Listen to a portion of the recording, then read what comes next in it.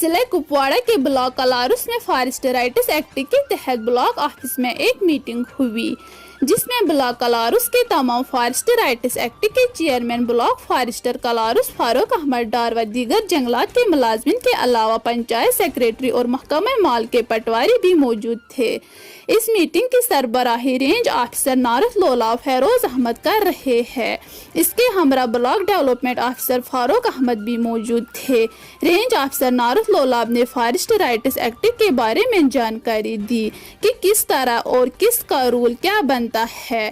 اس نے میٹنگ میں زور دیا کہ جلد از جلد گرام سبھا کر کے کاموں کے لیے جو فارم آئے ہیں ان کی ویریفیکیشن کرے، جتنی جلدی ہو سکے کرے، بصورت دیگر جو زمیندار اس میں لاپرواہی کرے گا وہ جواب دہ ہوگا۔ دیکھیں روبی جان کے ساتھ بٹ مظفر کی رپورٹ۔